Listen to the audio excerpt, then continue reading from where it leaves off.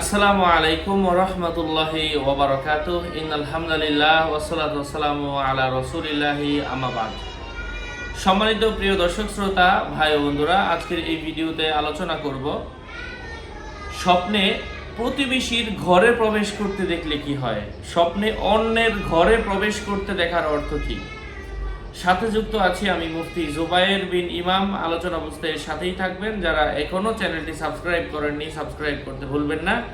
Verify চ্যানেলের description বক্সে click করলে আমার পেজ এবং আইডি আসবে। এটা ছাড়া আলাদা অন্য কোনো পেজ নেই, আইডি নেই, ইমো নেই, হোয়াটসঅ্যাপ নেই, টিকটক নেই। নাম ছবি দেখে বিভ্রান্ত হওয়া যাবে না। প্রত্যেক ভিডিওতে আলাদা আমি সাবধান করি, সতর্ক করি। স্বপ্নে প্রতিবেশীর বাড়িতে প্রবেশ করতে দেখলে স্বপ্নদ্রষ্টা তার ভেদ জানতে পারবে, তার গোপন রহস্য জানতে পারবে।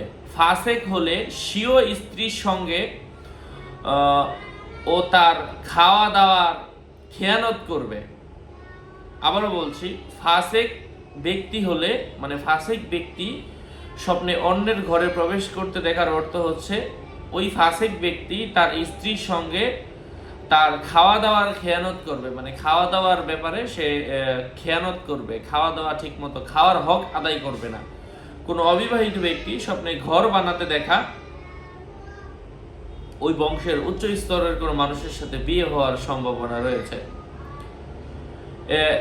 এবং স্বপ্নে কোনো প্রতিবেশীর ঘরে প্রবেশ করার পর প্রতিবেশী কোনো খাবার খেতে দিলে দুনিয়া অর্জনের সম্ভাবনা রয়েছে।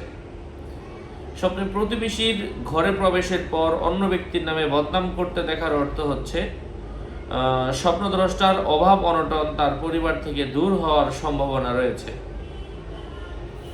এই বিষয়গুলো নিয়ে আরো একাধিক ভিডিও রয়েছে আমাদের চ্যানেলে, আপনারা দেখবেন, উপকৃত হবেন। সকলের মঙ্গল এবং দীর্ঘায়ু কামনা করে এখানেই শেষ করছি। আসসালামু আলাইকুম ওয়া রাহমাতুল্লাহি ওয়া বারাকাতুহু।